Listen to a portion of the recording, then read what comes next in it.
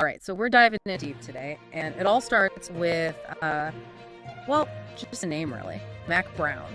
Now, maybe that name rings a bell. Maybe it doesn't. A single name, right. Right. But behind it, oh, there's a whole world of impact and history we're about to uncover. Yeah, and a journey that goes way beyond just, wins and losses on the scoreboard. Because Mack Brown, that's college football. I mean, we're talking shaping programs, leading the Texas Longhorns to a national championship. 2005, that was something else. And he mentored some of the biggest names the sport has ever seen. And the thing is, it's bigger than football, right? Yeah. This is about leadership, resilience, that kind of impact one person can have. It's pretty amazing. So let's go all the way back. Cookeville, Tennessee, 1951. That's where Mack Brown's story starts. What's interesting, right off the bat, his family, they were big on athletic, but also academic. Oh, absolutely. Foreshadowing right there. You can't downplay the impact of his dad either. A coach himself, huge influence. So young Mack's exposed early on to that world, the discipline, the mentorship, it's all there. Following in those footsteps, played running back at Vanderbilt, then Florida State. But injuries, several actually, cut his playing career short. Could have been the end of the story, right? But instead, turning point. This is where you see Mack Brown's resilience shines right through. Major setback, but doesn't quit on passion. Changes focus, playing to coaching. And that's how it starts. Graduate assistant at Florida State in 1973. Not exactly glamorous. Humble beginnings, gotta love it. Every legend has them. Those early years, paying dues, learning from those who've been there, that's the foundation right there. Bounced around a bit in those early days, offensive coordinator roles, Southern Miss, Iowa State, places like that. What kind of lessons do you think stuck with him from that time? This is where he really starts forming that coaching philosophy. Yeah. Connecting with players one-on-one. You learn leadership in the trenches, strategy too. And being offensive coordinator, you got to anticipate the other guy's moves, exploit weaknesses, right? Set your players up for success. Sounds like crucial experience shaping his approach. All that work leads to the first head coaching job, 1985, Tulane. Interesting, though, not exactly a winning team he inherited. Tulane was struggling. Exactly. This is where that reputation starts, turning programs around. Not afraid of a challenge, building from the ground up. That's Mack Brown. Lots of coaches, they'd shy away from that kind of program. But he saw opportunity, right? And after Tulane and some progress made there, he gets the call. UNC, 1988. And at UNC, things start coming together on a bigger scale. Consistent wins, bowl games. He's made a name for himself, nationally even. Which leads to, well, the biggest stage there's in college football, right? Yeah. University of Texas at Austin. Before we get there, we gotta appreciate how we got to that point. Classic story. Dedication, perseverance, genuine love of the game. Reminds you, the legends, gotta start somewhere, gotta climb that ladder. We'll be back in a moment, dig deeper into that Texas era. What made it so special? All right, picture this. You step into the head coach role, University of Texas. The expectations. Through the roof. The fans. They bleed burnt orange. The pressure. Relentless. Like stepping into a volcano, right? Every game's gotta be a win. The whole state of Texas is watching your every move. Exactly. That's where Mack Brown, his leadership, it shines. Yeah. He gets that Texas football culture, the passion runs deep, and within the team, create that family vibe. Those fans, though, I've heard stories, intense.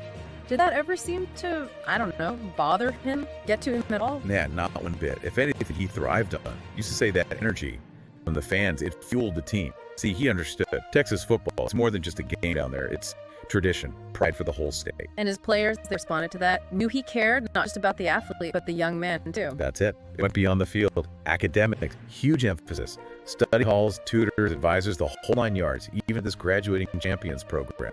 Priorities, right. Academic success right alongside those wins. Wow, so he's really looking out for their future, not just the next game, the next season. Absolutely, and that's what made him such a great mentor. Instilled those values, discipline, teamwork, perseverance, stuff that sticks with you long after the cleats are hung up. And it worked. Look at the talent that came out of Texas then. Vince Young, Colt McCoy, Cedric Benson. These guys, not just athletes, they became leaders themselves. Speaks to the culture he built, doesn't it? That environment where players could grow, learn from the mistakes, support each other, on the field, off the field, it all mattered. Not just about winning, but developing the whole person. And we got to talk about the peak, right? 2005 BCS National Championship against USC. And for folks who don't know, this was how they decided the best team in the country before the playoff system we have now. And in this game, it was one for the ages. No doubt. Back and forth, amazing play, so much drama. But you see Mack Brown's coaching, his brilliance. That decision, fourth quarter, fourth down, goes for it. Trust Vince Young to make the play. Defining moment right there. Got the call. And it paid off big time. Young scrambles, touchdown, and the rest. History. Cemented his legacy right there. Coaching legend. Not just the win itself, but how he led, the trust in his players, the strategy, it all came together. And for Vince Young, too, launched him into superstardom. Exactly, and that's another part of it, isn't it? Mack Brown, spotting talent, nurturing it. He had that knack, seeing potential, then create the environment where it could flourish. I've also heard when it came to recruiting, he was ahead of the curve. Oh, absolutely. Back then, it was all pretty old school, scouting reports, word of mouth. But Mack Brown, he got it. Built those relationships with recruits, their families, handwritten notes, letters, went the extra mile, really connected with them. More than just, hey, you can play for us. It was about the values, the culture he was building. Exactly. He wanted talent, sure, but good character, commitment to academics, the whole package. See, he's a recruiting is building a team, not just gathering up a bunch of athletes. It's wild how that innovative approach, it brought in some of the best in the country. But even beyond the wins, the stars, there's something else about Mack Brown that sets him apart, that commitment to mentorship. That's right. It goes way beyond the sidelines. And not just his players either. Author, speaker, philanthropy, even did some college football analysis for ESPN. It's like those lessons from coaching, he took them and applied it to life, period. And he's stayed grounded through it all. Focus on making a positive impact. That's a true leader on and off the field. Well, we've covered a lot, from those early days coaching to that championship in Texas, his unique style of leading. But there's one more chapter. Gotta talk about that return to coaching. Back to UNC. That's coming up right after this. We're back, and gotta say, what a story, Rod. Mack Brown, the legacy he built, pretty incredible. Yeah, it says something, doesn't it? That passion for the game, that belief in mentorship. To come back to coaching after all he accomplished, that's remarkable. 2019 it was. And surprised a lot of folks, I think. He goes back to UNC. Same program he built up all those years before. You gotta wonder, right? Can he connect with this new generation players? College football, it changes fast. Oh, there were doubters for sure. Some figured he's had his time, the game's moved on. But Mack Brown, he proved him wrong. Showed he could adapt, that his way of coaching, it worked across generations. And he didn't just come back, he made him a contender again. UNC, they reached new heights, proved he could rebuild, re-energize a program. What strikes me is that return to UNC, it wasn't just about the win on the field, it was coming full circle. Give him back to the place that helped make him who he is. Yeah, shows you how much it all means to him. The sport, power of education, that thread runs deep. Absolutely, and that's the core of it all, isn't it? Mack Brown's straight. It's not about the trophies, the championships, all that.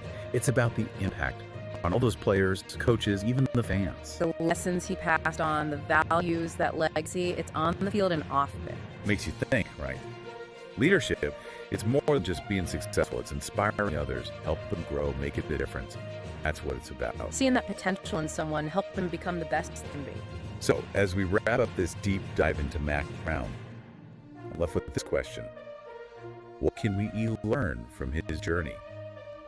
Those principles, leadership, mentorship, resilience, how do we apply that to our lives? That's a great question to think about. Hard work, dedication, believing in people, that's what Mack Brown shows us. We all have the potential to make a difference, right, in our own lives and the lives of those around us. Keep exploring, keep learning. And remember, sometimes the most unassuming names, they hold the most incredible stories. And that's it for our deep dive today. Thanks for joining us. Thank